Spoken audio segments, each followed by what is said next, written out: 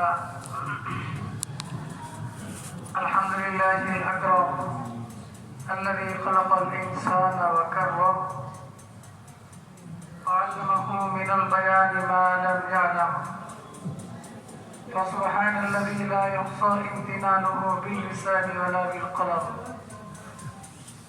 ونشهد أن لا إله إلا الله وحده لا شريك له لا ضد له ولا ند له ولا مثل له ولا مثيل له ونشهد أن سيدنا وحبيب ربنا ومولانا محمدا عبده ورسوله صلى الله تعالى عليه وعلى آله وأصحابه وبارك وسلم أما بعد فأعوذ بالله من الشيطان الرجيم بسم الله الرحمن الرحيم والذين جاهدوا فينا لنهدينهم سبلنا وإن الله لمع المحسنين وقال النبي صلى الله عليه وسلم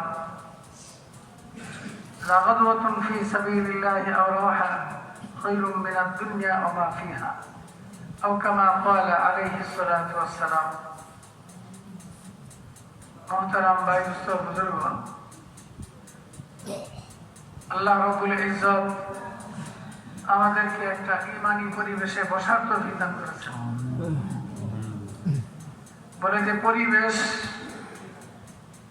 মানুষকে চালায় মানুষ যে পরিবেশে চলে সেই পরিবেশ অনুযায়ী চলে আল্লাহ নবী সাল্লাল্লাহু আলাইহি ওয়াসাল্লাম ইরশাদ করেন কুল্লু মাউলুদিন ইউলাদু আলাল ফিতরা ফাআবাওয়াহু ইউহাওয়িদানিহি আও ইউনাসসিরানিহি আও ইউমাজ্জিসানিহি যে প্রত্যেক নবজাতক শিশু ইসলামের উপরে জন্মগ্রহণ করে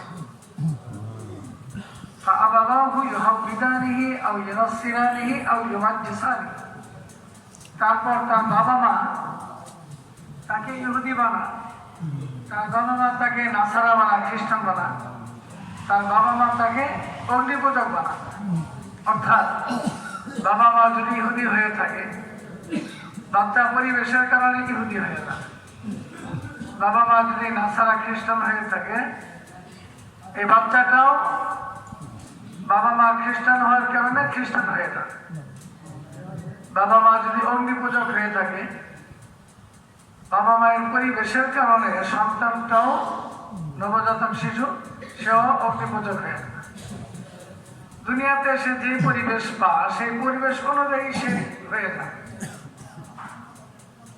মুসলমানের পরিবেশ যদি মুসলমান বাবা মা যদি থাকে তাহলে সে ইসলাম মোতাবেকই চলতে থাকে তার ইসলাম থেকে সে আর সরে যায় না কিন্তু যখনই বাবা মা ইহুদি থাকে বাচ্চাটা অবস্থাতে ইহুদি হয়ে যায় বাবা মা খ্রিস্টান হয়ে থাকলে বাচ্চাটা আস্তে আস্তে খ্রিস্টান হয়ে যায় বাবা মা অগ্নিপূজক হয়ে থাকলে বাচ্চাটাও অগ্নিপূজক হয়ে যায় অর্থাৎ এই বাচ্চাটা যে পরিবেশে বড় হয় সেই পরিবেশের উপরে সে চলে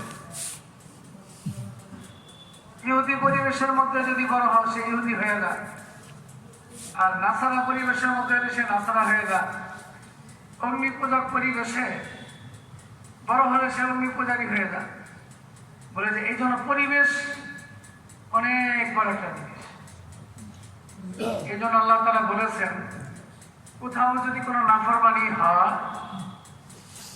নাফরমানি তুমি দেখার পরে ওখানে বসে থাকবে না ফালা তাকুদ বাদা যিকরা মাল কওমিল যালিমিন প্রথমত যেখানে নাফরমানির সম্ভাবনা আছে আগে থেকে তোমার জানা আছে তুমি নাফরমানির জায়গাতে যাবে না যেখানে তুমি শিউর যেখানে গুনাহ হবে গুনার পরিবেশের মধ্যে তুমি যাবে না পরিবেশ থেকে তুমি দূরে থাকবে তুমি শুধু নেকির পরিবেশের মধ্যে থাকবে বলে যে গুনার পরিবেশের মধ্যে থাকতে থাকতে এক সময় এমন হবে যে গুনার নিফরত আর গুনার ঘৃণা অন্তর থেকে উঠে যাবে মানুষ একটা পরিবেশের মধ্যে থাকলে সেই পরিবেশে সে স্বাভাবিক হয়ে না বলে যে এক শুটকির ব্যবসায়ীর কাছে এক মেয়ে বিয়ে হয়েছে প্রথমে যখন শ্বশুরবাড়িতে আসলো, শ্বশুরবাড়িতে খুব সুটকির গন্ধ। কিছুদিন পর তার আত্মীয় স্বজন বলে এই কথা যে তুমি না আগে বলতে তোমার শ্বশুরবাড়ি সুটকির এত গন্ধ, এখন কি খবর? কয়েক মাস পরে বলতেছে যে এখন তো আর সুটকির গন্ধটা নাই। প্রথমে সুটকির গন্ধ ছিল, যখন আমার নতুন বিয়ে হয়েছে তখন সুটকির গন্ধ ছিল, এখন আর সুটকির গন্ধটা নাই। তো সুটকিও আছে, সুটকির গন্ধও আছে, কিন্তু এখন তার নাকটা স্বাভাবিক হয়ে গেছে। ওই গন্ধের মধ্যে থাকতে থাকতে থাকতে থাকতে এখন তার আর গন্ধটা অনুভব হয় না। তো বলে যে মানুষও তেমন, গুনার পরিবেশের মধ্যে থাকতে থাকতে থাকতে থাকতে গুনাকে তার গুণা আর গুণা হয় না। এই জন্য প্রথমে তো একজন মোমেন গুনার পরিবেশকে সে গুনাহ মনে করে যে গুনার পরিবেশ তার মধ্যে একটা আনইজি লাগে যে এটা গুনার পরিবেশ। কিন্তু ওই পরিবেশের মধ্যে বেশিক্ষণ যদি থাকে তাহলে আস্তে আস্তে এমন হয়ে যাবে, তার ইমানের মধ্যে এমন একটা অবস্থা হয়ে যাবে, গুনার পরিবেশটা তার উপলব্ধি থাকবে না। যখন গুনার পরিবেশটা উপলব্ধি থাকবে না, তখন সে ওই গুনার পরিবেশে লুট হয়ে যাবে। এই জন্য দুনিয়াতে পরিবেশটা অনেক বড় জিনিস। যখন এই কথা জানা থাকবে যে সেখানে নাফরমানির পরিবেশ, ইমানদার ব্যক্তি নাফরমানির পরিবেশের মধ্যে কখনো যাবে না, কখনো। বলে যে একজন ইমানদার ব্যক্তি একটা গুনাহকে কেমন মনে করে? বলে যে একটা গুনাহকে সে পাহাড়ের মতো ভারী মনে করে। গুনাহ তো হালকা জিনিস না, গুনাহ তো সাধারণ জিনিস না, একটা গুনাহ খুবই ভারী, খুবই ভারী। বলে যে মানুষ যে যেমন চলতে চায় আল্লাহ তাআলা তাকে সেভাবে চালায়। আল্লাহ তাআলা কোরআনে কারীমে বলেন, ইন্নাল্লাহা লা ইউগাইয়িরু মা বিকওমিন হাত্তা ইউগাইয়িরু মা বিআনফুসিহিম। যে একটা কওম যতক্ষণ পর্যন্ত নিজেরা পরিবর্তন না হয় আল্লাহ তাআলা তাদেরকে পরিবর্তন করে দেন না। তারা নিজেরাই যখন পরিবর্তন হয়ে যায়, তারা যেভাবে চলতে চায় আল্লাহ তাআলা তাদেরকে সেভাবেই চালান। বলে যে এই দাওয়াতের চারদিকে যে আমাদের মেহনত, এই আজিমুস শান মেহনত, একটা মানুষের মধ্যে উপলব্ধি দেওয়া যে আমি গুনার পরিবেশে যাব না, আমি নেকির পরিবেশের মধ্যে থাকবো। বলে যে ইমানদার ব্যক্তি নেকির পরিবেশের মধ্যে শান্তি পাবে, আর গুনার পরিবেশের মধ্যে তার পেরেশানি থাকবে। আর মুনাফিক ব্যক্তি, কাফের ব্যক্তি, তারা নেকির পরিবেশের মধ্যে তাদের পেরেশানি থাকবে, আর গুনার পরিবেশের মধ্যে থাকবে তাদের আনন্দ। বলে যে ইমানের কি আলামত? ইমানটা তো ভিতরের জিনিস, অন্তরের জিনিস, দেখা যায় না। ইমানের আলামত কি? বলে যে ইযা সারাতকা হাসানাতুকা ওয়া সাআতকা সাইয়্যাতুকা ফাআনতা মুমিন। যখন তোমার নেকি তোমাকে আনন্দ দিবে, তোমার গুনাহ যখন তোমাকে পেরেশান করবে, যখন গুনাহ তোমার কাছে খারাপ লাগবে, গুনাহটা তোমার কাছে বিরক্তি লাগবে, খারাপ লাগবে, বলে যে ফাআনতা মুমিন, তুমি বুঝো যে তুমি এখনো মুমিন আছো। এর উল্টোটা যদি হয় যে নেকি করলে ভালো লাগে না, বরং নেকি করতে খারাপ লাগে, নাউজুবিল্লাহ। যে গুনাহ করতে খারাপ লাগা তো দূরের কথা, গুনাহ করতেই বরং ভালো লাগে। নেকি করতে খারাপ লাগে, গুনাহ করতে ভালো লাগে। বলে যে এই ব্যক্তির মধ্যে তো ইমানের কোনো আলামতই নাই, ইমানের কোনো চিহ্ন নাই।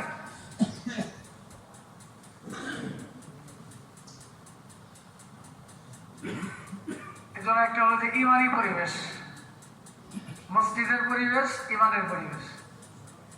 এজন্য সাহাবায়ে কেরাম রিদওয়ানুল্লাহি তাআলা আলাইহিম আজমাইন তারা মসজিদের পরিবেশের মধ্যে থাকতেন, যত পারতেন বেশি সময় থাকতেন। বলে যে মসজিদে আসতেন, লম্বা সময় থাকতেন, বাজারে যাইতেন অল্প সময় থাকতেন। যে দুনিয়ার মধ্যে সবচেয়ে উত্তম জায়গা হলো আল্লাহর ঘর মসজিদ। উত্তম জায়গা হলো আল্লাহর ঘর বলে যে বিশাল বড় একটা উন্নত মানের শপিং মলে গেছে, অত্যাধুনিক শপিং মল, বিশাল বড়। কাতারে একটা মার্কেট আছে 8 কিলো বড়, বিশাল বড় একটা মার্কেট, অত্যাধুনিক মার্কেট। বলে যে যতই অত্যাধুনিক হোক, যতই উন্নত হোক, এটা আল্লাহ তাআলার কাছে এটা প্রিয় জায়গা না, এটা আল্লাহ তাআলার কাছে মন্দ জায়গা। আর একটা মসজিদ যতই সাদা সিধে হোক, তাই দোস্ত, এই যে মসজিদ পাকা হওয়া, মসজিদ খুব উন্নত হওয়া, কনস্ট্রাকশনের কাজ দিক থেকে, ডেকোরেশনের দিক থেকে, বলে যে এটা আলামত ভালো না। আলামত ভালো হলো মুসল্লি সুন্নত মোতাবেক খুশু খুশুর সাথে নামাজ পড়া, এটা হলো আলামত ভালো। আল্লাহ নবী সাল্লাল্লাহু আলাইহি ওয়াসাল্লাম কথা বলেছেন, মাসাজিদুহুম আমিরাতুন ওয়া হিয়া খারাবুন আনিল হুদা। বলে যে মসজিদগুলো বড় বড় বিল্ডিং হবে, হেদায়েত থেকে খালি থাকে।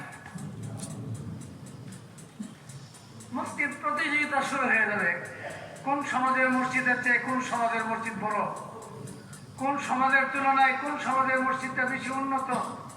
বলে যে মসজিদ যদি সাদা সিধেও হয়, মসজিদ যদি সাদা সিধেও হয়, একেবারে গাছের ঢাল পাতা দিয়ে ছাউনি দেওয়া, বলে যে এই যে গাছের ঢাল পাতা দিয়ে ছাউনি দেওয়া, একেবারে সাদা সিধে পরিবেশ।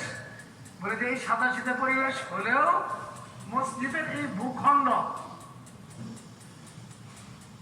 মসজিদের এই ভূখণ্ড আল্লাহ তাআলার কাছে দুনিয়াতে সবচেয়ে প্রিয় জায়গা, যদিও সাদা সিধে। আর মার্কেট, সেই শপিং মল যদিও অনেক উন্নত, একেবারে মডার্ন ডেকোরেশন, বলে যে তারপরেও এটা আল্লাহ তাআলার কাছে প্রিয় হতে পারে না, কোনোদিনই প্রিয় না। কিয়ামত পর্যন্ত কোনোদিনই এই জায়গাটা আল্লাহ তাআলার কাছে প্রিয় হতে পারবে না। যেটা ঘোষণা হয়ে গেছে, আল্লাহ নবী সাল্লাল্লাহু আলাইহি ওয়াসাল্লাম যা ঘোষণা দিয়েছেন, এটা আল্লাহ তাআলার পক্ষ থেকে দিয়েছেন। আল্লাহ তাআলার পক্ষ থেকে, ওমা ইয়ানতিকু আনিল হাওয়া ইন হুয়া ইল্লা ওয়াহয়ুন ইউহা। আল্লাহ নবী সাল্লাল্লাহু আলাইহি ওয়াসাল্লাম কোনোদিন কোন একটা কথা নিজের কাছ থেকে বলতেন না, যতক্ষণ পর্যন্ত আল্লাহ তাআলার কাছে ওহী ওনার কাছে না আসে। তো আল্লাহ নবী সাল্লাল্লাহু আলাইহি ওয়াসাল্লাম কি বলেছেন? খায়রুল বুকাই মাসাজিদুহা ওয়া শাররুল বুকাই আসওয়াকুহা। বুকা মানে ভূখণ্ড। বলে যে দুনিয়ার সবচেয়ে উত্তম ভূখণ্ড হলো আল্লাহ তাআলার কাছে আল্লাহর ঘর মসজিদ, ভূখণ্ড। ওয়া খায়রুল বুকাই আসওয়াকুহা, সবচেয়ে ও শাররুল বুকাই আসওয়াকুহা, সবচেয়ে মন্দ ভূখণ্ড হলো বাজার। এই হাদিসের ব্যাখ্যার মধ্যে কথা প্রশ্ন আছে, সবচেয়ে মন্দ ভূখণ্ড বাজার কেন হবে? এর চেয়েও তো গুনাহ, যেখানে যেখানে গুনাহ হয় ওই সমস্ত ভূখণ্ড তো সবচেয়ে খারাপ হওয়ার কথা। যেখানে অহরহ গুনাহ, গুনার পরিবেশটাই হলো গুনাহ, ওটা গুনার মজমা, একেবারে গুনার এলাকা, গুনার পরিবেশ, গুনার ভূখণ্ড। বলতেছে ওই গুনার ভূখণ্ডকে আল্লাহ তাআলার কাছে মন্দ ভূখণ্ড বলা হইতেছে না, বরং বাজারটাকে বলা হইতেছে। কেন?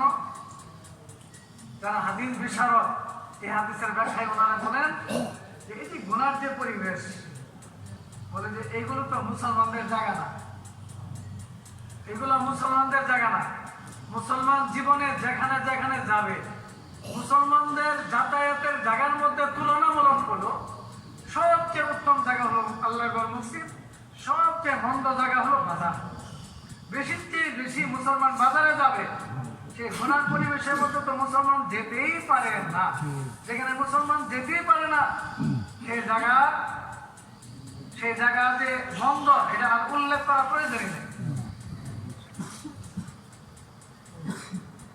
তো সাহাবায়ে কেরাম রিদওয়ানুল্লাহি তাআলা আলাইহিম আজমাইন ওনারা যে মসজিদে যাইতেন, দুনিয়ার সবচেয়ে উত্তম জায়গা, সবচেয়ে উত্তম জায়গা।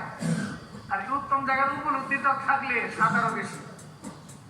আমরা আরবিতে কবিতা পড়েছি, এক কবি বলতেছে যে এত উন্নত শরাব আমাকে দিলে, পান করার পর আমাকে কেন বললে?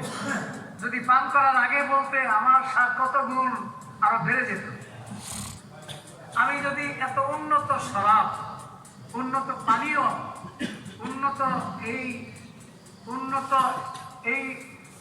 শরাব, শরবত, এটা যদি আমার আগে জানা থাকতো, শরবত পান করার আগে, তাহলে এই শরবতের স্বাদ আমার আরো বেশি উপলব্ধি হতো। তো আমরা যদি আমাদের উপলব্ধি থাকে যে আল্লাহর ঘর মসজিদ দুনিয়াতে সবচেয়ে উত্তম জায়গা, তাহলে মসজিদের মধ্যে স্বাদও কিন্তু সবচেয়ে বেশি লাগে। আর দুনিয়াতে সবচেয়ে মন্দ জায়গা হলো বাজার। বলে যে এই কথার উপলব্ধি যদি আমাদের থাকে, বাজারে আমাদের খুবই বিরক্তি লাগবে। বাজার কিন্তু হারাম জায়গা না, না জায়েজ জায়গা না, এটা জায়েজ জায়গা। তারপরে মন্দ কেন হলো? যে বাজারে মানুষ আল্লাহকে মানুষ ভুলে যায়। বাজারে মানুষ দুনিয়া নিয়ে মশগুল থাকে, আল্লাহকে ভুলে যায়। যে পরিবেশে গেলে মানুষ আল্লাহকে ভুলে যায়, দুনিয়া নিয়ে মশগুল থাকে, বলে যে ওই পরিবেশ কোনোদিন ভালো হতে পারে না।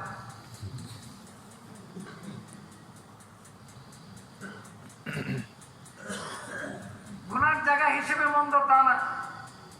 বলে যে যারা আল্লাহর ওলি, তারা নেকি করতে না পারাটাই নিজের জন্য গুনাহ মনে করে। নেকি করতে না পারাটা, বলে যে একজন আল্লাহর ওলি একদিন তাহাজ্জুদ করতে পারে নাই, সারাদিন পেরেশান। আমরা ফাজাইলে আমাল সাদাকাতের মধ্যে ঘটনা পেয়েছি যে তাকবীর আউলার সাথে এক ওয়াক্ত নামাজ পায় নাই, বলেছে কান্না শুরু করেছে, কান্না। তো তাকবীর আউলা ছুটে যাওয়া কি এটা আসলে গুনাহ? গুনাহ না, এটা নেকি। তাকবীর আউলাটা নেকি।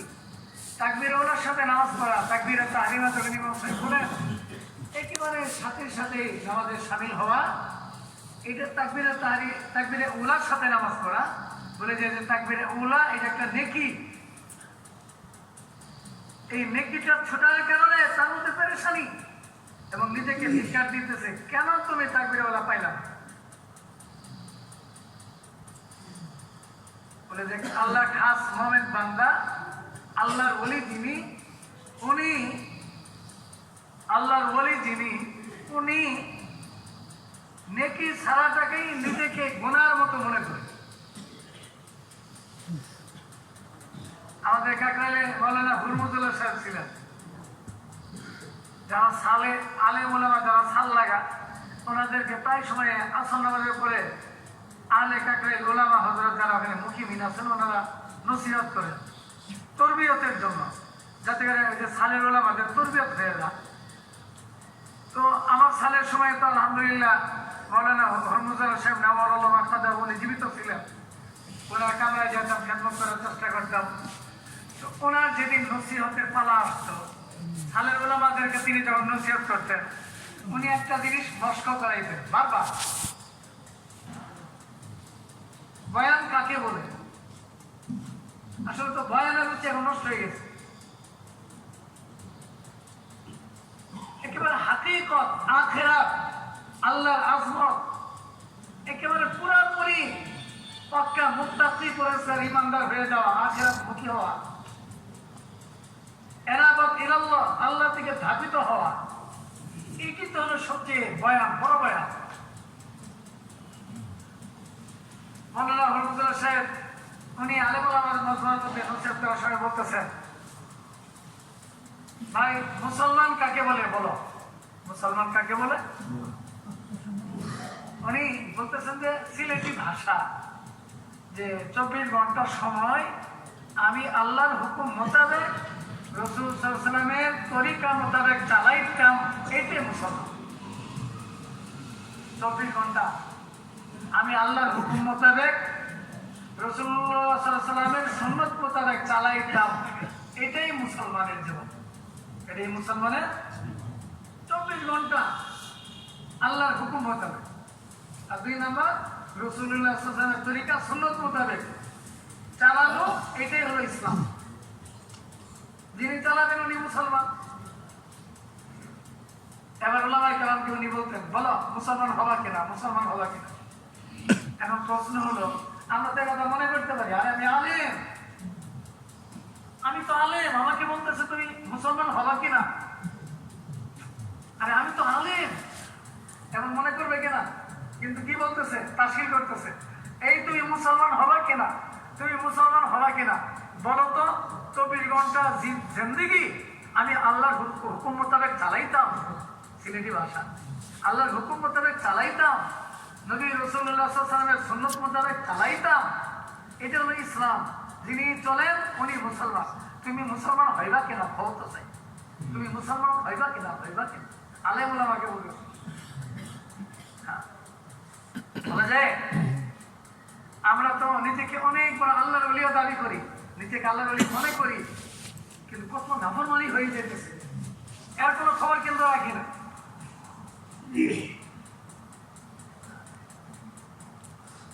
বলে যে ইসলাম মানুষকে আল্লাহর ওলি বানায় দেয়, ইসলাম মানুষকে কি বানায় দেয়, আল্লাহর ওলি বানায় দেয়। ভাই দোস্ত, বলে যে এই যে মসজিদ, মসজিদের মধ্যে বেশি সময় কাটানো, বলে যে মসজিদ এটা ইমানদারদের পরিবেশ। মসজিদটা ইমানদারেরা যেমন একটা মনের মতো পরিবেশ পাবে, এমন পরিবেশ দুনিয়ার আর কোথাও পাবে। এই যে আমাদের যে চিল্লা, এটা আল্লাহর ঘরে মসজিদে থাকার একটা মস্ক।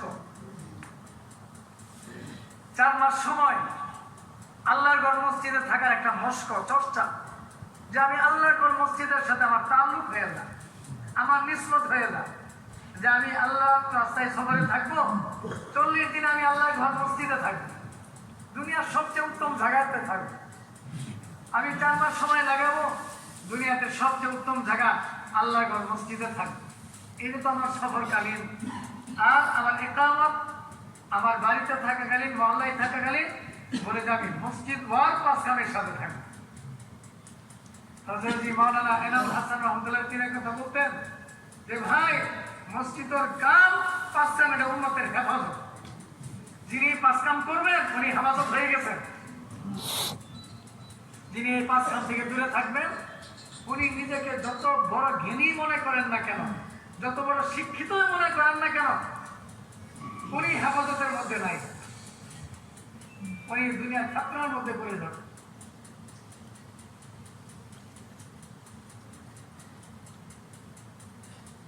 বলে যে এই যে আল্লাহর ঘর মসজিদ, এটা ইমানদারদের পরিবেশ, এটা ইমানদারদের। যারা আল্লাহর ঘর মসজিদ যারা আবাদ করে তারা আল্লাহর প্রতিবেশী। মসজিদ হলো আল্লাহর ঘর, আর আল্লাহর প্রতিবেশী কারা, যারা আল্লাহর ঘর মসজিদ আবাদ করে। আল্লাহ রাব্বুল আলামিন ফেরেশতাদেরকে জিজ্ঞাসা করে আমার প্রতিবেশীরা কোথায়। ফেরেশতারা বলে আপনার প্রতিবেশী আবার কারা। ফেরেশতারা তো মনে করে আল্লাহর প্রতিবেশী ফেরেশতারাই। ফেরেশতারা বলে নাহনু হামালাতুল আরশ, আমরা আরশ বহনকারী। আল্লাহর আরশের এত কাছে, যারা কাছে থাকে তারাই তো প্রতিবেশী হয়। তো প্রতিবেশী হলে তো আল্লাহর ফেরেশতা যারা হামালাতুল আরশ, আল্লাহর আরশ যারা বহনকারী, আল্লাহর আরশ বহনকারী ফেরেশতা তারাই তো আল্লাহর প্রতিবেশী হবে। আর আল্লাহর এই সমস্ত ফেরেশতাদেরকে আল্লাহ জিজ্ঞাসা করতেছেন আমার প্রতিবেশীরা কোথায়। তো ফেরেশতারা জিজ্ঞাসা করে আল্লাহ আপনার প্রতিবেশী কারা। বলে যে আমার প্রতিবেশী তো তারা যারা আমার ঘর মসজিদকে আবাদ করে। ভাই দোস্ত, মসজিদ আবাদ কাকে বলে? বলে যে মসজিদ আবাদ হলো মসজিদের মধ্যে ইমানি পরিবেশ কায়েম করা। ইমানি পরিবেশ বলে যে নামাজ হবে ইমানের সাথে হবে, হাদিস আছে ঈমানান ওয়া ইহতিসাবান, নামাজ পড়তেছে মুমিন, আল্লাহ নবী সাল্লাল্লাহু আলাইহি ওয়াসাল্লাম বলতেছেন ঈমানের সাথে নামাজ। নামাজ তো মুমিনই পড়ে, মুমিন হওয়ার আলামত হলো নামাজি হওয়া। যিনি নামাজি উনি তো মুমিন। আর আল্লাহ নবী সাল্লাল্লাহু আলাইহি ওয়াসাল্লাম কি বলতেছেন? ঈমানের অবস্থায় যে ব্যক্তি নামাজ পড়ে গুফিরা লাহু মা তাকাদ্দামা মিন যামবিহি, তার অতীতের গুনাহ ক্ষমা করে দেওয়া হয়। ঈমানদার ব্যক্তি নামাজ পড়তেছে, ঈমানের অবস্থায় নামাজ মানে ঈমানের অবস্থায় নামাজ। নামাজটা যাতে ঈমানের অবস্থায় হয়, নামাজের মধ্যে যাতে তার ধ্যান খেয়াল ঈমানি ধ্যান খেয়াল হয়।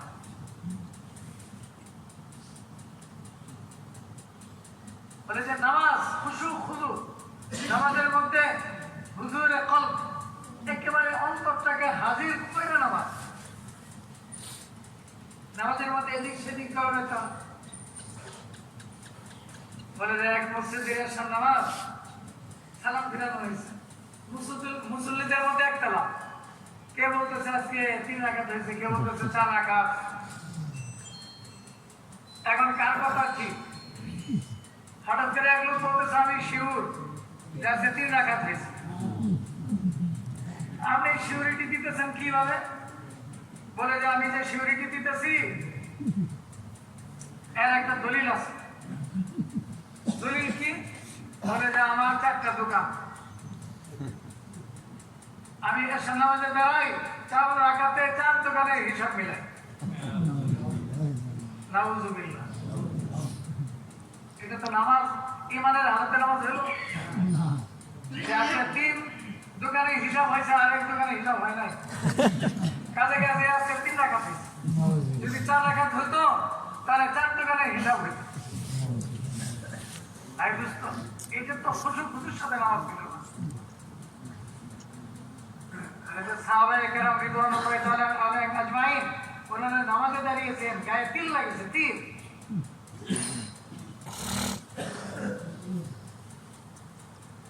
বলে যে তীরটা বের করবে, একটু অপেক্ষা করে আমি নামাজে দাঁড়াই, তখন বের করে। দুনিয়ার দিকে কোনো মন নাই। ইন্নী ওয়াজ্জাহতু ওয়াজহিয়া লিল্লাযী ফাতারাস সামাওয়াতি ওয়াল আরদা হানিফা। হানিফা মানে একাগ্র চিত্তে, এক মনে আমি আমার চেহারাকে আল্লাহর দিকে করেছি। আমি যে তাকবীরে তাহরিমা বলতেছি কেমনমুখী হয়ে আল্লাহর দিকে আমি আমার চেহারা করতেছি হানিফা, এক মনে, এক ধ্যানে, এদিক সেদিক না। এদিক সেদিক বলে যে আল্লাহর দিকে হবে, যে আল্লাহর দিকে, যে আমি আল্লাহর রাজামন্দি চাই। মাঝে মাঝে আমি এদিক সেদিক নজর করি কিনা? আমি চাই আল্লাহকে। এদিক সেদিক নজর করলে কি বোঝা যায়? যে আল্লাহকে চাওয়ার আগ্রহ আমার সেই পরিমাণে নাই। বলে যে এক পুরুষ এক মাস্টারকে বলতেছে আমি তো তোমাকে খুব মহব্বত করি। বলে যে তুমি আমার মহব্বত করো কেন? বলে যে না, আমি তোমাকে মহব্বত করি।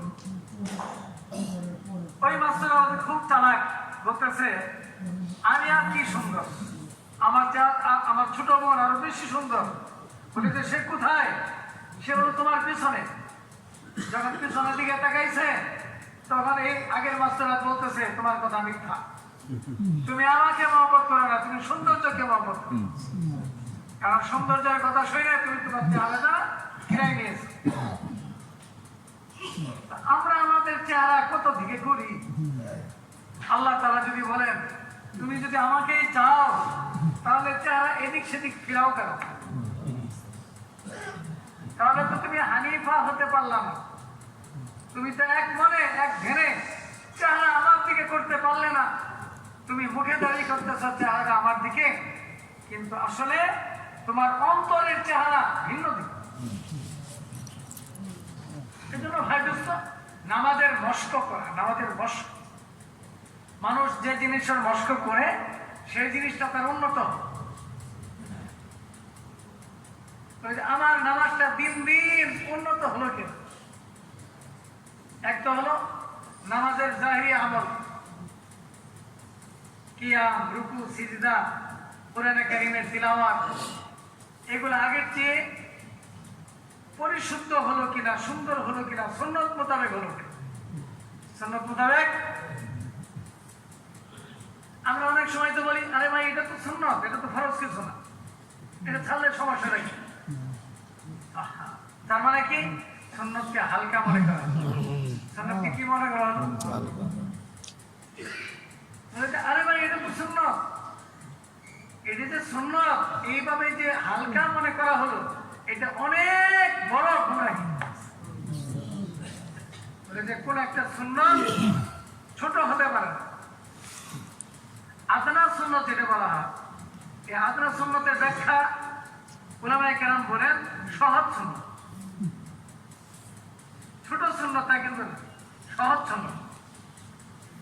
বলে যে একটা আদনা সুন্নত তিনি আমল করবেন, তার মানে সহজ সুন্নত যেটা বলে যে দুপুর বেলা খানা পিনা খেয়ে কাইলুলা করা, খানার পরে একটু শোয়া, এটি কি কোনো কঠিন সুন্নত? বরং শুইলে তো আরাম, শোয়াটা আরাম, এটা সহজ সুন্নত। বলে যে এই যে সহজ সুন্নত, বলে যে হাজারো বছর বেদাতের উপরে আমল করার চেয়েও অল্প সময়ের জন্য সুন্নত মোতাবেক কাইলুলা করা সব বেশি।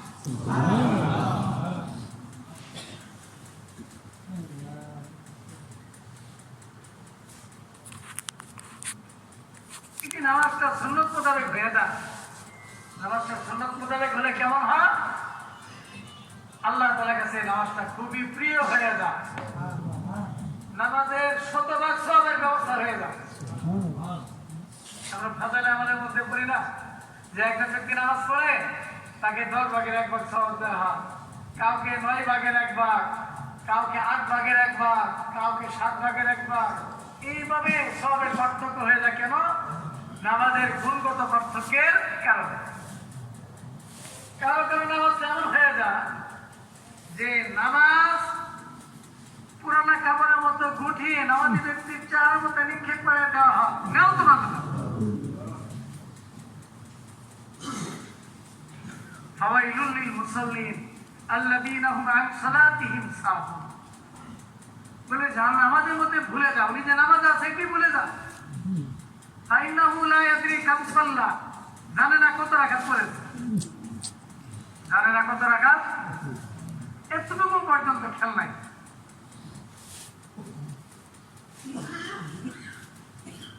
قد أفلح المؤمنون الذين هم في صلاتهم خاشعون। বলে যে তোমরা কামিয়াবি চাও, তাহলে তোমাদের কি করা দরকার জানো? এই কথা জেনে নাও যে তোমরা খুশুর সাথে নামাজ পড়ো, তোমরা কামিয়াব হয়ে যাও। একেবারে মনোযোগ দিয়ে নামাজ,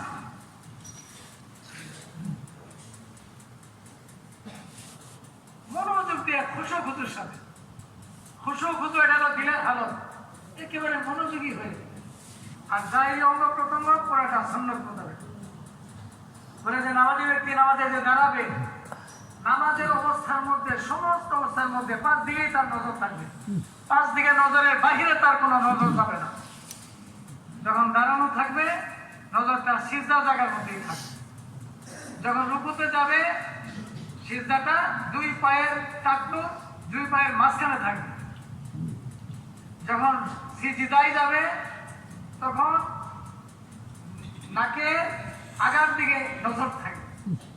যখন বসা থাকবে 2 হাঁটুর মাঝে নজর থাকবে। এই 4টে গেছে।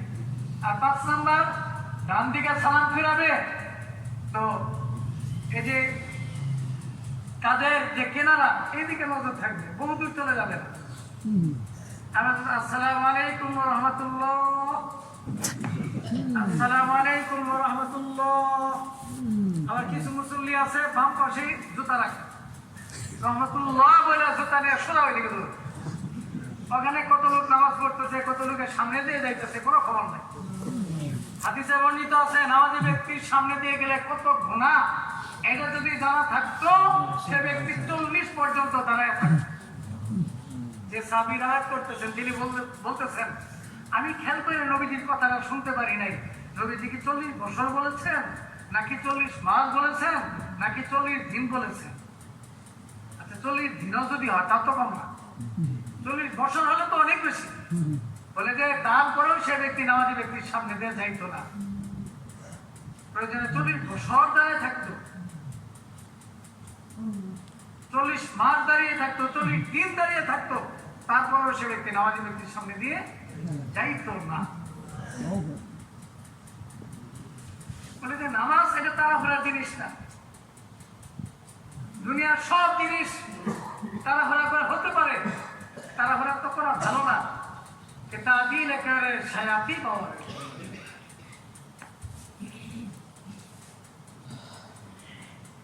যে জলদি করা এটা তো শয়তানের কাজ।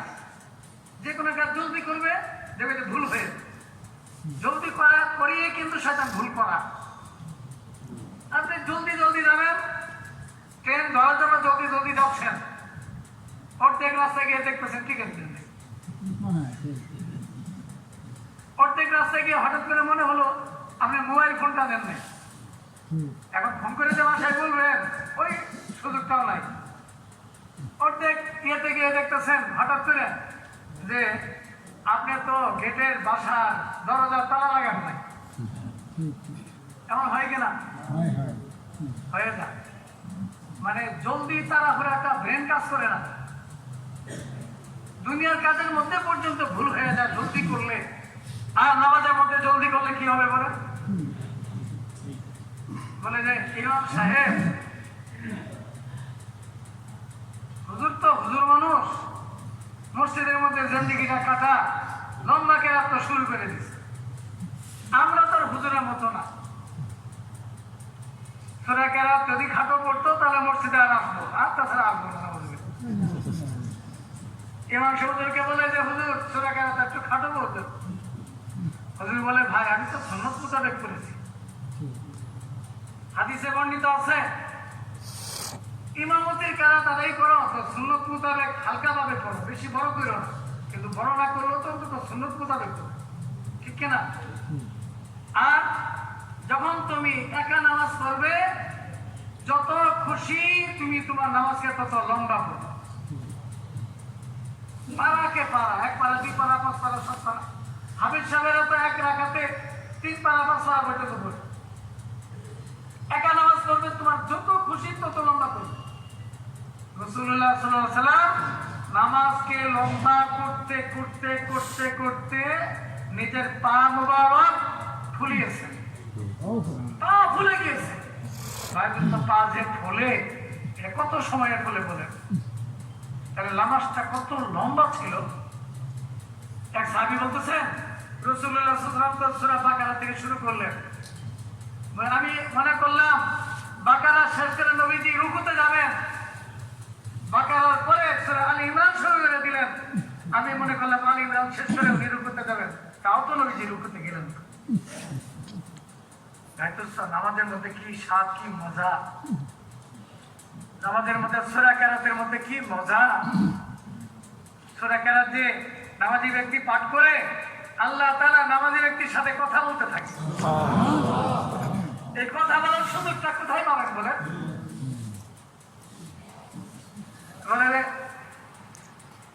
পুলিশের আইজি ফোন দিয়েছে, কিভাবে নাম্বার সংগ্রহ করে? হুজুর আপনি আমার স্ত্রীর জন্য দোয়া করবেন। অমুক মন্ত্রী দোয়ার জন্য ফোন দিয়েছে, হুজুর আজকে জুমার দিন আমার জন্য দোয়া করবেন। বলে যে অমুকে ভিআইপি ফোন দিয়েছে, উনি খুশি হয়ে গেছেন যে অমুক আমার সাথে কথা বললেন, পারলে তো বন্ধু বান্ধব আত্মীয় স্বজনকে জানা যে অমুকে আমার নাম্বারে ফোন দিয়ে কথা বলেছে।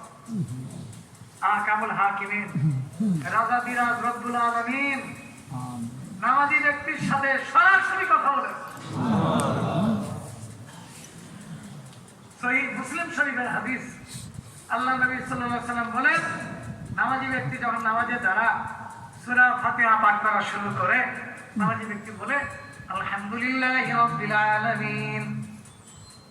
আল্লাহ তাআলা তখন উত্তরে বলেন হামিদানি আবদি, আমার বান্দা আমার প্রশংসা করতেছে। সাথে সাথে নামাজি ব্যক্তির আয়াতের উত্তর দিয়ে দেন। এজন্য সূরা ফাতিহার মধ্যে প্রতিটি আয়াতে থামা সুন্নাত। আযান ইকামতের মধ্যেও আযানের মধ্যে যেমন আযানের পর যাতে করে আযানের পর আরেকটা শব্দ শুরু করার আগে হাদিসের মধ্যে আছে আনতুম তাকুলুন কামা ইয়াকুলুল মুয়াজ্জিন। আযানের উত্তর কি? মুয়াজ্জিন যা বলে তুমি তা বলো। মুয়াজ্জিন বলা শেষ করার পরে কিন্তু বলতে হবে।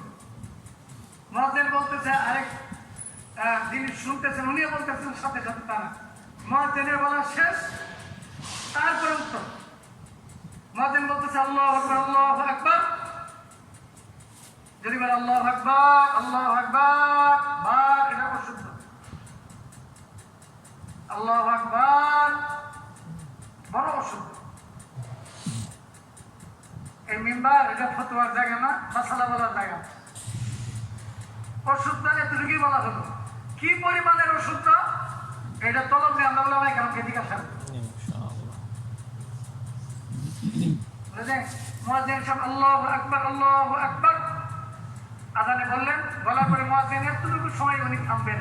শুনুন, যতটুকু সময়ের মধ্যে ওই কথাটার উত্তর দেওয়া যায় এটা মুয়াজ্জিনের জন্য সুন্নাত, যাতে করে উত্তরটা। তো মুসল্লির জন্য সুন্নাত কি? সূরা ফাতিহা পড়তেছেন, প্রথম আয়াত তেলাওয়াত করলেন আলহামদুলিল্লাহি রাব্বিল আলামিন, সমস্ত প্রশংসা রব্বুল আলামিনের জন্য।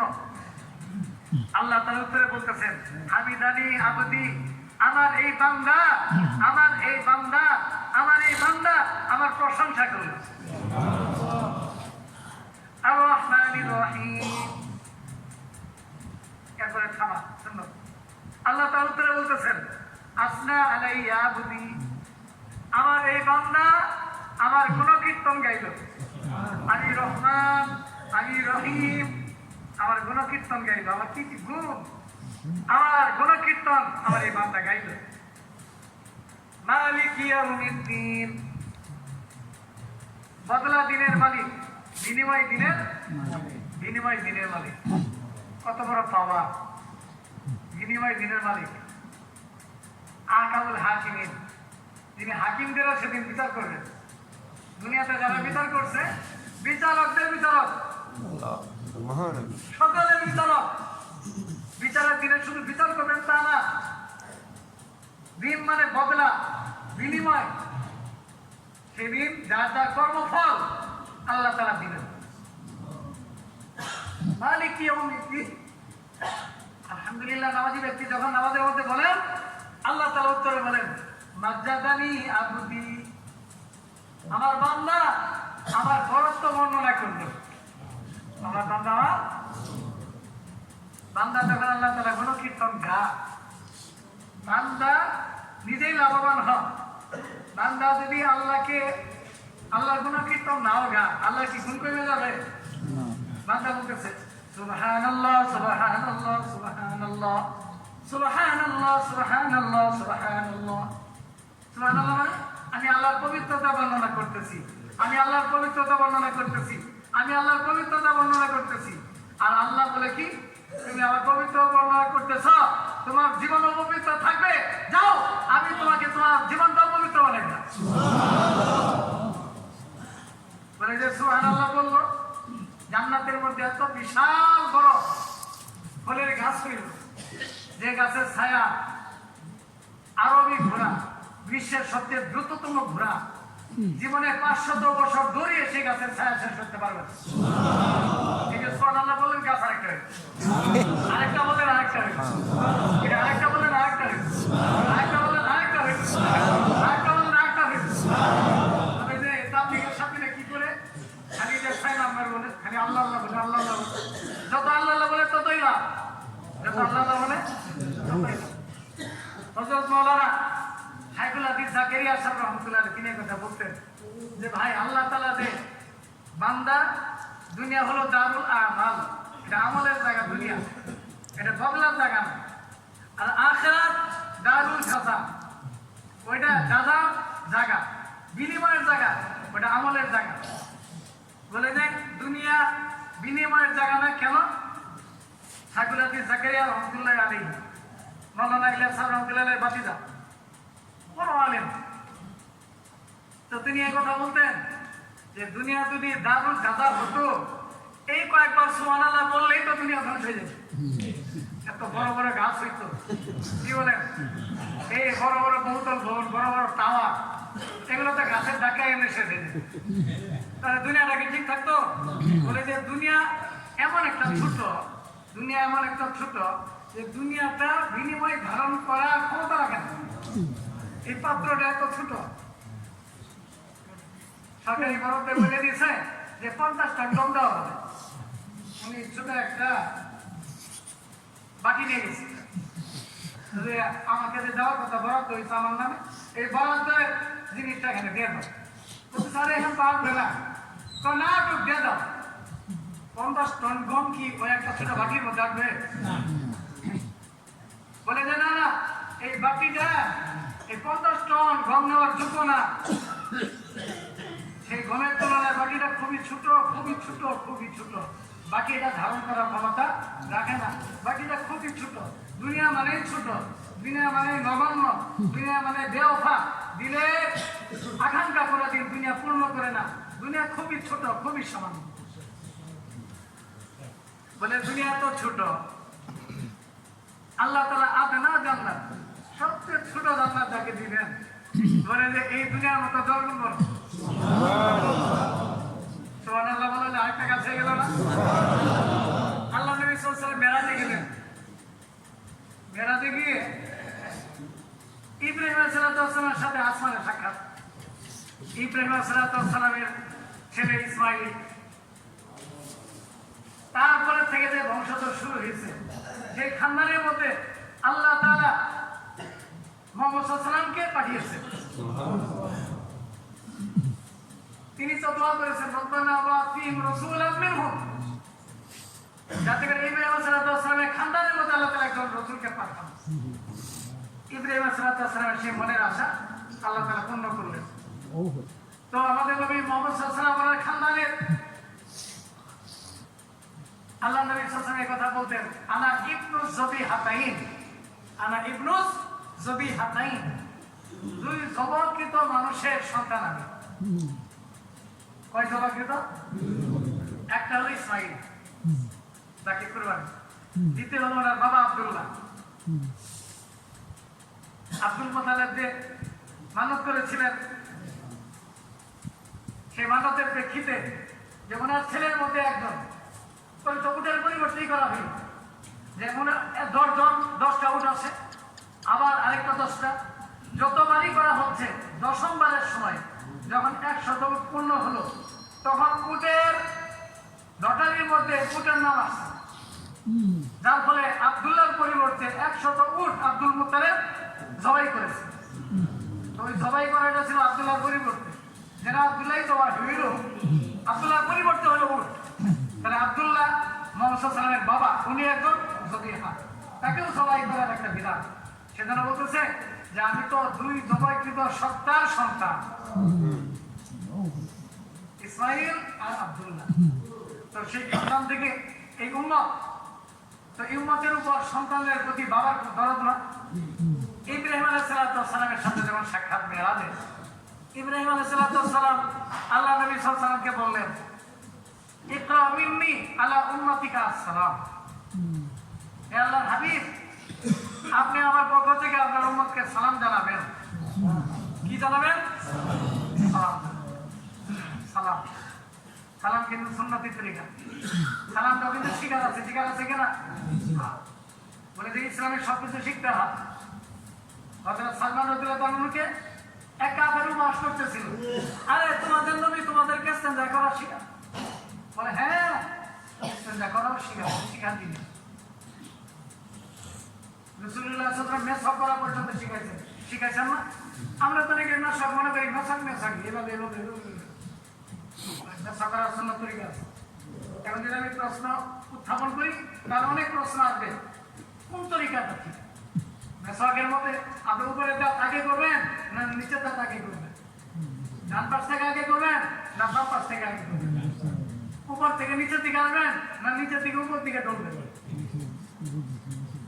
অনেক, এর মধ্যে একটা তো হলো সুন্নত তরিকা, ঠিক কিনা? তাহলে যেটা সুন্নত তরিকা এটা শিখতে হবে না? বলে যে এখানে কিভাবে ব্যবহার হবে এইটা পর্যন্ত শেখানো হয়েছে।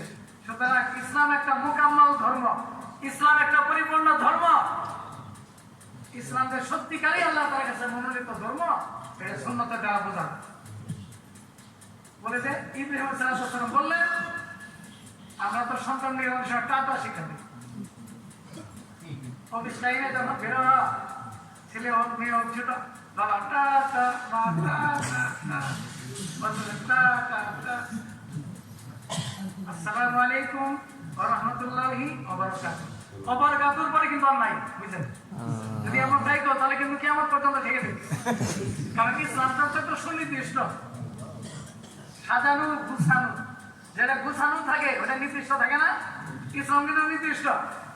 নামাজ কেউ যদি 5 রাকাত করে হবে, ইসলাম গুছানো। আসসালামু আলাইকুম যার সওয়াব, ওয়া রাহমাতুল্লাহ বলে ডবল সওয়াব, ওয়া বারাকাতুহু বললে আরেক গুণ সওয়াব, 3 গুণ সওয়াব। তো আসসালামু আলাইকুম এটা হলো সালাম, এটা শুদ্ধভাবে শিখাতে হবে ইসলাম। তো ইব্রাহিম আলাইহিস সালাম বললেন ইকরা মিন্নি আলা উম্মাতিকা আসসালাম, হে আল্লাহর হাবিব আমার পক্ষ থেকে আপনার উম্মতকে সালাম জানাবেন। ওয়া আখবিরুহুম, আর আমার পক্ষ থেকে আপনার উম্মতকে একটা খবর দিবেন, আন্নাল জান্নাতা কিয়াম, জান্নাত হলো খালি ময়দান, জান্নাত হলো খালি ময়দান। জান্নাত হলো কি খালি? এই খালি ময়দানের মধ্যে ওয়াইন্না দিরাসা, এখানে বৃক্ষরোপণ হলো, সুবহানাল্লাহ আলহামদুলিল্লাহ ওয়ালা ইলাহা ইল্লাল্লাহ আল্লাহু আকবার, যে যত বেশি বলবে সেই জান্নাতের মধ্যে ফলের গাছ তত বেশি হতে থাকবে। যে কথাটা বলা হচ্ছিল যে নামাজ সুন্নত তরিকা, একটা হলো অঙ্গ প্রত্যঙ্গের দিকে সুন্নতকে আদায় করা, আর দিলের হালত হলো হানিফা, এক মনে এক ধেমে, যাকে বলা হয় খুশু খুজু, মনোযোগ, মনোবিয়োগ না, মনোযোগ, মনোযোগ দিয়ে নামাজ করা। মানে যে এই মনোযোগ নিয়ে আসার জন্য মৎস্য করা, এটার জন্য কোরবানি করা, এটার জন্য জজবা রাখা। বলে যে নামাজের মস্কের মধ্যে শয়তানকেও হার মানানো, শয়তানকে কি বানানো? হার মানানো। শয়তানে করে কি? হাদিস আছে যখন আজান দেয় শয়তান ভাগে, পালা, একামতের আগে আবার হাজির হয়ে যায়, আজান শেষ আবার একামত যখন শুরু হয়, এই শব্দগুলো আল্লাহু আকবার শব্দগুলো শয়তানের সহ্য হয় না, গায়ে জ্বালা পোড়া শুরু হয়ে যায়, সে একেবারে বহু দূর পর্যন্ত চলে যায়। আবার যখন একামত শেষ হয় আবার কাছে চলে আসে, কাছে চলে এসে করে কি নামাজি ব্যক্তির মনের মধ্যে সে অসজা দেওয়া শুরু করে, উস্কুর কাজা উস্কুর কাজা বিমালাম উস্কুর, বলে রে এটা মনে করো এটা মনে করো, মনে করাইতে করাইতে এমন জিনিস মনে করাইতে থাকে যে জিনিসটা তার জীবনেও মনে করে না, নামাজের মধ্যে তাকে সেটা মনে করাইতে। এখন যখন মনে করাইতে থাকে অন্যদিকে তার মন চলতে থাকে, এক পর্যায়ে এমন হয়ে যায় সেই নামাজি ব্যক্তি জানে না কত রাখা। বলে যে যদি এমন হয় তাহলে শয়তানকে গা জ্বালানোর একটা তরিকা আছে। নামাজ পড়লে তো শয়তানের গা খুব জ্বলে। কেন জ্বলে? আমরা তো প্রতি রাকাতে একটা রুকু করি, 2টা সিজদা করি শয়তানকে ধিক্কার দেওয়ার জন্য, যে তোমাকে আল্লাহ তাআলা সিজদা দিতে বলেছে, তুমি একবার সিজদা দাও নাই, দেখো আমি প্রতি রাকাতে 2 বার সিজদা দিই। শয়তানের তো গা জ্বলে। শয়তান বলে কি জানেন? আমাকে আল্লাহ সিজদার কথা বলেছিল, আমি সিজদা করি নাই, ফালিয়ান নারু, আমার জন্য জাহান্নাম। আর এই আদম সন্তানকে আল্লাহ নামাজের কথা বলেছেন, তারা সিজদা করতেছে, ফালাহুমুল জান্নাত, তাদের জন্য রয়েছে জান্নাত। আদম সন্তান জান্নাত পাক, এই শয়তান তো দিন মাইনা না, গা জ্বলে। কাজে কাজে শয়তান করে কি মনের মধ্যে ঢুকে, ইন্না শাইতানা ইয়াজরি মাত্রা দামি মিনাল ইনসান, এটা আল্লাহ তাআলার কাছে শয়তান চায় নিছে যে আমি মানুষের দিলে যাতে ঢুকতে পারি, রগ রাশার মধ্যে যাতে ঢুকতে পারি, আল্লাহ তুমি আমাকে পাওয়ারটা দিয়ে দাও। আল্লাহ বলেছেন পাওয়ার নাও ঠিক আছে, ইল্লা ইবাদাকা মিনহুমুল মুখলাসিন, আমার খাস বান্দাদেরকে তুমি কিছুই করতে পারবে না, যারা দুর্বল তাদেরকে তুমি আঘাত করতে পারবে, যারা পাক্কা নামাজে দাঁড়াইছে তো দাঁড়াইছে, কোন শব্দ তার কোনো কাজ হয় না। নামাজি ব্যক্তি কথা বলে যে আমি যখন নামাজে দাঁড়াবো তোমরা যত শব্দ করা করো, কোনো সমস্যা নেই, সাহাবা কেন বলতে নেব। আমাদের তো সামান্য বলে যে মসজিদের মধ্যে একটু আওয়াজ পাইলেই নামাজের আর খবর থাকে না।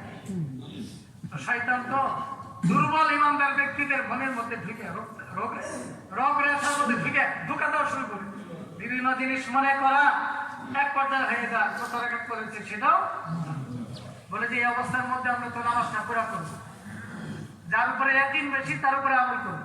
3 রাকাত হয়েছে না 4 রাকাত হয়েছে, যেদিকে বিশ্বাস তার উপরে ভেনা করবো, ভিত্তি করবো।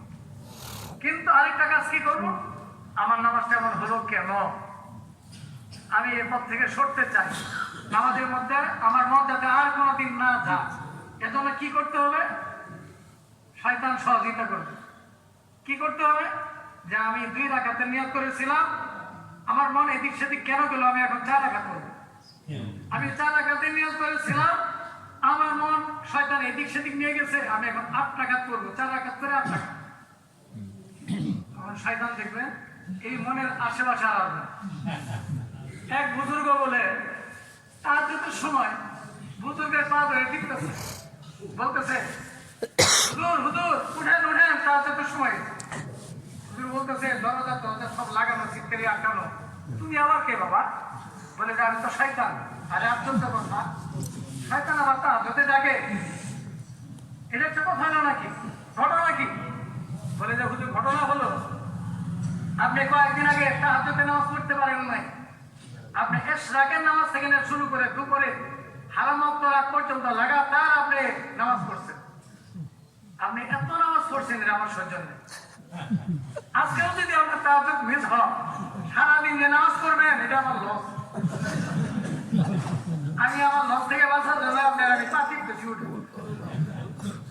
তো আপনি যখন ওই 2 রাকাতের জায়গাতে 4 রাকাত করবেন, 4 রাকাতের জায়গাতে 8 রাকাত করবেন, শয়তানই তখন আপনাকে সহযোগিতা করবে, মন যাতে এদিক সেদিক আর না যায়, গেলেই তো শয়তানের লস। সেজন্য মুহতারাম ভাই দোস্ত বুজুর্গ, আমাদের নামাজটা যাতে সুতরিকে হয়, মনোযোগ সহকারে হয়, আর এই নামাজটা যাতে এলেমের সাথে হয়। এলেম বলে যে এলেম, এগুলো এলেম কিন্তু সব মিলে একটা এলেম তা না। এলেম বলে যে কতরা কতরা, অল্প অল্প অল্প অল্প, এক একটা একটা করে মশালা শিখতে শিখতে অনেক মশালা। বলে যে সায়াতু দারসিন, যে রাতের 1 ঘন্টা এলমে দিন হাসিল করা, সারা রাত ইবাদত করার চেয়েও সব বেশি। আমরা উলামায়ে কেরামের কাছ থেকে একটা মশালা শিখতে পারি না, বরং আলেম ওলামাদের কাছে যে যত বেশি থাকে মাসালা তত বেশি শিখতে থাকে। হযরত মাওলানা আশরাফ আলী থানভী রহমাতুল্লাহ নাম জানিয়ে কিনা, তো ওনার পাশে ওনার কিছু মুরিদান ছিলেন, বড় বড় ডাক্তার ইঞ্জিনিয়ার, এর মধ্যে ডাক্তার আব্দুল হাই, বড় নাম করে ডাক্তার, নাম করা আল্লাহ। বলে যে এই যে আব্দুল হাই, উনি সাধারণ বড় আলেমের চেয়ে বড় আলেম হয়ে গেছে, কারণ হযরত মাওলানা আশরাফ আলী থানভী রহমাতের কাছে উনি বেশি বেশি বসা করতেন। কে সে কি প্রশ্ন করে, এটার উত্তর উনি কি দেন, প্রশ্ন কি উত্তর কি, উনি শুনেন আর শিখেন, শুনে না। আলেম ওলামাদের কাছে পয়সা থাকলেও যত বেশি থাকা যায়, এই যে আমাদের এই যে পরিবেশ একটা মজমা, এই যে একটা ইমানি পরিবেশ, উলামায়ে কেরামের পরিবেশ, এটাও দিনই পরিবেশ। লোকমান হাকিম জ্ঞানের কথা বলতেন, ঠিক না, ওনার ছেলেকে কি বলেন, হে বেটা তুমি যখনই পারো আলেম ওলামাদের মজলিসে গিয়ে বসো, কারণ আলেম ওলামাদের মজলিসে বসলে মুতাদিল জিন্দা হয়ে যায়, মুতাদিল কি হয়ে যায়, জিন্দা হয়ে যায়। দুনিয়াতে কিছু লোক আছে তাদেরকে বলে আহলে দিল, দিলওয়ালা, দিল তো সবারই আছে, বলে যে মালওয়ালা, মাল তো ছোট কম বেশি সবারই আছে, মালওয়ালা কাকে বলে, যার মাল বেশি, ঠিক আছে। তো আহলে দিল, দিলওয়ালা কাকে বলে, যার আসলেই দিলটা আসল দিল আছে। আল্লাহওয়ালাদের একটা উপাধি হলো আহলে দিল। হযরত মাওলানা ইলিয়াস সাহেব রহমাতুল্লাহ তিনি আহলে দিল ছিল, ওনার শেখ রশিদ আল জৌহরী রহমাতুল্লাহ আহলে দিল ছিলেন। খলিল আহমদ শাহপুরী রহমতুল্লাহ উনি আহলে দিল ছিলেন, এলামুল হাসান রহমতুল্লাহ উনি আহলে দিল ছিলেন, ইউসুফ সাহেব রহমতুল্লাহ উনি আহলে দিল ছিলেন। আহলে দিল, আহলে দিল যাদের দিলের সম্পর্ক খাস ভাবে আল্লাহর সাথে, ওই আহলে দিলের সাথে যদি সম্পর্ক রাখা হয় মোটা দিল জিন্দা হয়ে যায়। মোটা দিল কি হয়ে যায়? যখন মানুষের দিল জিন্দা হয় তখন ওই দিলটা জিন্দা দিল জিকির না করে থাকতে পারে না। মোটা মানুষ কয়েকদিন করে থাকবে, খাবার খাবে মোটা। বলে যে মোমেনের খোরাক হলো আল্লাহর জিকির। মোমেনের খোরাক কি? যে পাঁচ ওয়াক্ত নামাজ, ওয়ালা যিকরুল্লাহি আকবার। নামাজ হলো সবচেয়ে বড় জিকির। আমরা কেউ 5 বার খাই, কেউ 3 বার খাই, খাই কিনা? এটা আমাদের যারা জীবিত আছে তারা খায়। এটা একটা দেহের খোরাক, দিলের খোরাক আল্লাহর জিকির। আর এই জিকির যার দিল যত জিন্দা, যার দিলের রুচি যত বেশি, যার মুখের রুচি বেশি, সে কিন্তু বেশি খায়। বেশি খায় কিনা? আমরা একটা ছোটবেলায় ফার্সিতে গল্প করছিলাম যে এক লোক মুসাফির বাড়ির সামনে দিয়ে যাইতেছে, এক ঘরওয়ালার অভ্যাস হলো উনি নিজে খাবার আগে রাস্তায় মুসাফির তালাশ করেন। উনি মুসাফিরদেরকে সাথে নিয়ে খাইতে পছন্দ করেন। ইব্রাহিম আলাইহিসসালাম ছিল, তো এক রাস্তার মুসাফিরকে সাথে নিয়ে এসে উনি খাইতে দিচ্ছেন। রুটি নিয়ে আসেন, মধু আনতে যান, আইসে দেখেন রুটি শেষ। উনি মধু রেখে রুটি আনতে যান, আইসে দেখেন মধু শেষ। বারবার নিয়ে আসতেছে। উনি বলতেছে, ভাই ভাই আমি তোমার একটা জিনিস জিজ্ঞাসা করি, মানে কিছু নিও না। আচ্ছা ঠিক আছে। আচ্ছা তুমি যে সফরে যাচ্ছ, কোথায় যাচ্ছ? তোমার সফরের উদ্দেশ্য কি? বলে যে আমি হিন্দুস্থানে যাচ্ছি। কেন? বলে যে আমার মুখে রুচি কম, চিকিৎসা করতে।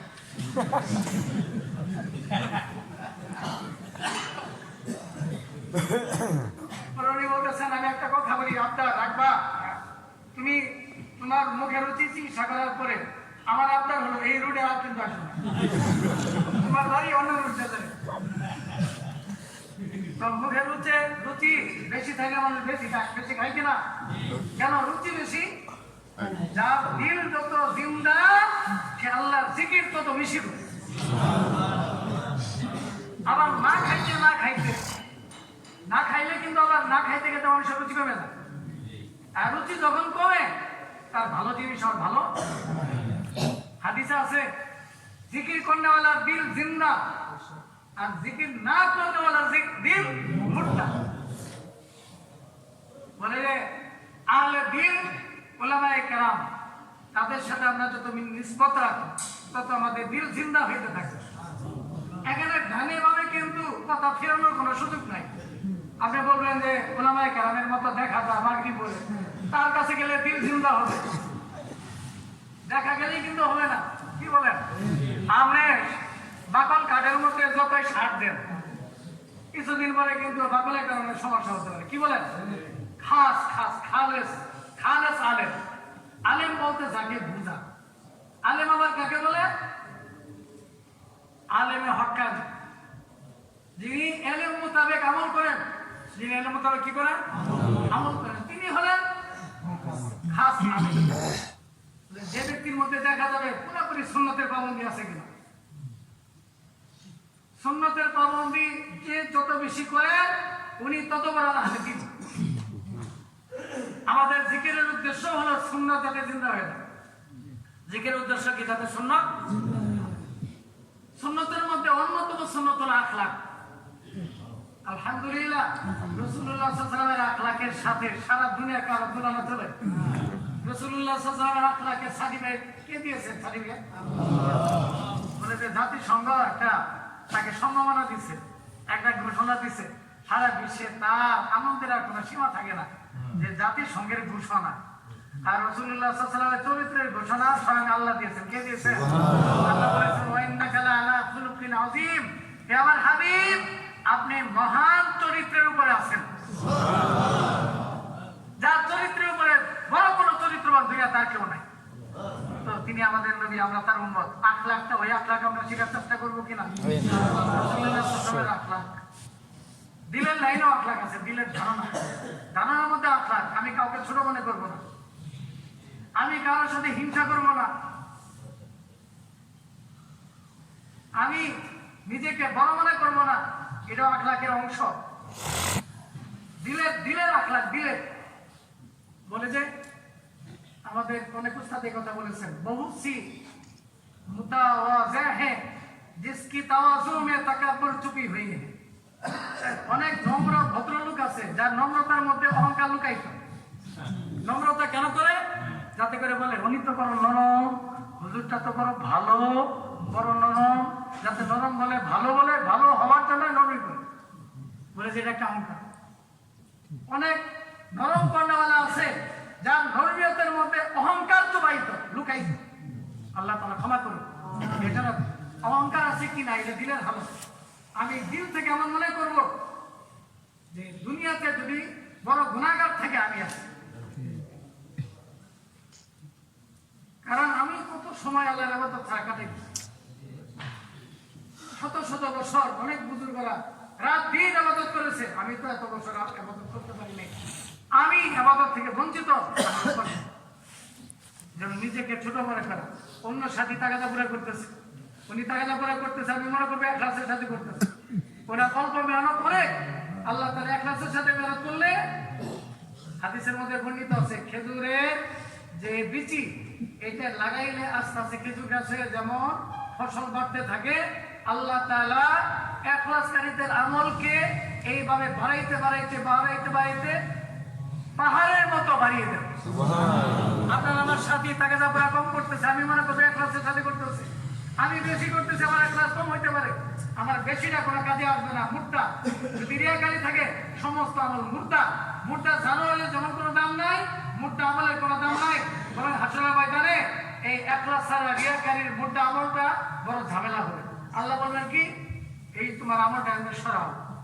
একটা গরু যার মরে ফালানোর আরেকটা ঝামেলা না, মরছে তো মরছে, ফালানো ঝামেলা আরেকটা বাড়ছে, কি বলেন?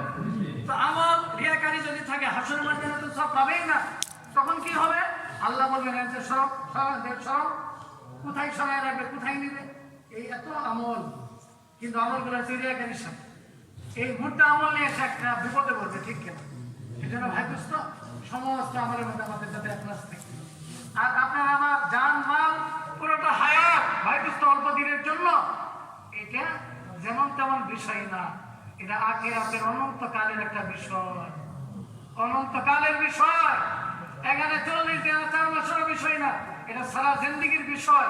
বাকি 40 দিন আর 4 মাস অল্প সময়ের তাসকিল এই জন্য করা হয় যাতে করে আমরা জীবনের তরতিবটা বানাই নিতে পারি, আপনার আমার জান মালের তরতিবটা যাতে বানাই নিতে পারি।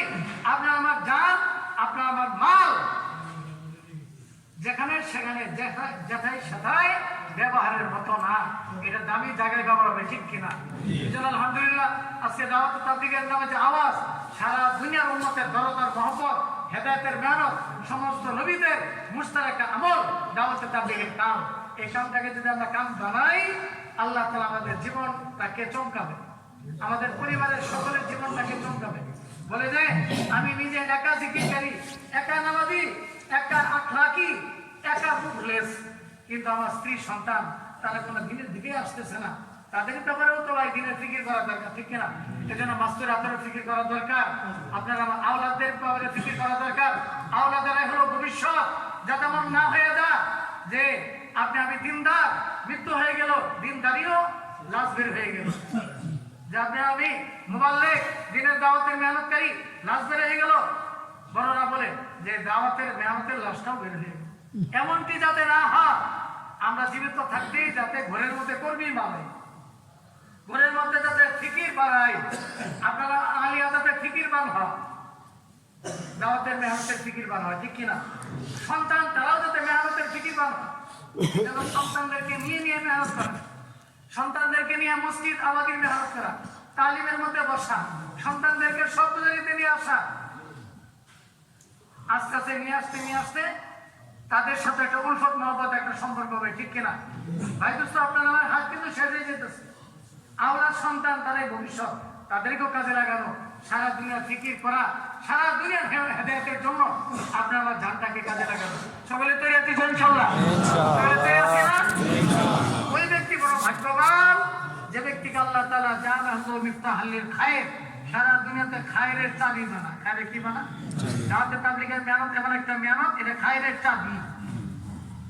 তাবলীগে কিন্তু শুধু একটা নামাজের কথা বলে না, শুধু হজের কথা বলে না, পুরো দিনদারির কথা বলে, ঠিক কিনা? এই জন্য দাওয়াতে তাবলীগ এমন একটা মেডিসিন, এমন একটা মেহনত, যে মেহনতের দ্বারা মানুষের মধ্যে পুরোপুরি দিনদারি আসে। এই জন্য এই মেহনত আজীবন মেহনত আমরা ইনশাআল্লাহ সারা জীবন করবো। তো এটা শুধু বিদেশ সবার 5 মাস এটাই না, 4 মাস দেশে বা 40 দিন এইটাই না, এই মেহনত সারা জীবনের মেহনত, ঠিক কিনা? আমাদের এই মেহনতের জিম্মাদারি, এটা শুধু রাতের জিম্মাদারি অথবা শুধু দিনের তা না, শুধু 1 মাস তা না, শুধু 1 বছর তা না, শুধু 4 মাস 5 মাস তা না, এটা সারা জিন্দেগির জিম্মাদারি, ঠিক কিনা? তাহলে সারা জিন্দেগির যেহেতু জিম্মাদারি, এই জিম্মাদারি আদায় করার জন্য আপনার আমার একটা তরতিব হওয়া দরকার আছে কিনা? যদি তরতিবের সাথে মেহনত করি তাহলে দেখা যাবে সারাটা জীবন দাওয়াতের আমলের মধ্যে ইনশাআল্লাহ আল্লাহ তাআলা কবুল করে দিবে। তরতিব একটা কাজ করতে হবে কিনা? তাশকিলটা কিন্তু বড় কথা না, আমাদের এবার তাশকিল হওয়া দরকার জিন্দেগির তরতিবের তাশকিল, যে আপনার আমার মালের মধ্যে কত ভাগ মাল আমি আল্লাহর রাস্তায় খরচ করব, কত ভাগ আমি সবরে খরচ করব, কতটুকু সময়, কতটুকু এই জীবনটা হায়াত, মানে হায়াত হলো ওয়াক্তের সমষ্টি, সময়ের সমষ্টি, কত সময় আমি আল্লাহর রাস্তায় লাগাবো। যদি 10 ভাগের 1 ভাগ লাগাই, হাদিসে বর্ণিত আছে 10 ভাগের 1 ভাগ যদি আখেরি জামানের উম্মত লাগা, তাহলে তাদের নাজাত মিলে যাবে। তাহলে মাসে 10 ভাগের 1 ভাগ হলো 3 দিন, আর রোজানা 24 ঘন্টা 10 ভাগের 1 ভাগ হলো 2.5 ঘন্টা। তাহলে আমরা এইভাবে যদি মসজিদের 5 খানের মধ্যে যদি 10 ভাগের 1 ভাগ করি, আর বছরে যদি 1 চিল্লা বা 3 চিল্লা করি, আর সারা জীবন যদি সারা আলম সবরের জন্য তরতিবের সাথে মেহনত করতে দেখি, বড়রা যেভাবে বলতেছেন, ভাই দোস্ত মাল কিন্তু সব দুনিয়াতে থাকে যাবে, থাকে যাবে মানে যে ধ্বংস হবে না তা কিন্তু না। অনেকে মনে করে কি আমার মাল তো হাত ছাড়া হলে ছেলেরাই পাবে, মেয়েরাই পাবে, সমস্যা কি, আমার এক হাত থেকে আরেক হাতে যাবে। ভাই দোস্ত দুনিয়াতে থাকাটাই মানে নিজে বঞ্চিত হওয়া, আপনার আমার সন্তানদের হাত থেকে থাকাটাও বঞ্চিত হওয়া। আপনি আখিরাতে কতটুকু পাঠাইলেন, হাসরের ময়দানে প্রথম একথা বিবেচনায় আসবে, মা কদ্দম না বজাতে না, আমি যা আখিরাতে পাঠাইছি 100 ভাগ আমি পেয়েছি। পাঠাইতে হবে কিনা ভাই? এজন্য জানের মেহনত, মালের মেহনত, একটা তরতিবের সাথে আখিরাতের জন্য কামাই, সারা দুনিয়া জিম্মাদারি। ভাই দোস্ত প্রথমে আমরা তাশকিল হয়ে যাই, একথা তরতিব কায়েম করি যে আমার 3 চিল্লা হয় নাই, আমি 3 চিল্লা দিব কেন? সারা দুনিয়া মেহনতের জিম্মাদারি, সারা দুনিয়া যদি যাইতে না পারি আমার জিম্মাদারি আদায় কিভাবে হবে বলেন? আমার যাওয়ার নিয়ত তো করতে হবে, আমি যাইতে পারি আর না পারি আমার নিয়তের মধ্যে তো কোনো কম করা যাবে না, ঠিক কিনা? এজন্য বড়রা এই কথা বলেন, তুমি তোমার দিলকে ওয়াসি করো, দিলকে প্রশস্ত করো, তুমি তোমার নিয়তটাকে বড় করো। আমরা তো নিয়তি করি অল্প, নিয়তি কি করি অল্প। অসুস্থ মানুষ যেমন কম খান, আমাদের নিয়তটা অসুস্থ মানুষের মতো অল্প। বলে যে হুজুর মার কাছে একদিন গেছিলাম, সব বুঝে বয়স চলছে, আবার একদিন যাবনি রমজান, এত অল্প অল্প অল্প অল্প, আলহামদুলিল্লাহ অল্প হলেও তাও খায়ের, কিন্তু আসলে এত অল্প হলে তো জিম্মাদারি আদায় হয় না। কি বলেন? আমরা সারা জিন্দগি তরতিবের সাথে মেহনত করতে রাজি আছি তো ইনশাআল্লাহ? তো ভাই দোস্ত যাদের 3 চিল্লা হয়ে গেছে, মেহরবানি করে বিদেশ সবার জন্য এখন আমরা এরা দেখবেন, আল্লাহ তাআলা ইনশাআল্লাহ সহজ করে দিবে, আল্লাহ সহজ করবে। বিদেশ সবার জন্য দাঁড়াই দাঁড়াই দাঁড়াই, ভাই দোস্ত এটা নিজেরই কামিয়াবি, নিজেরই কামিয়াবি।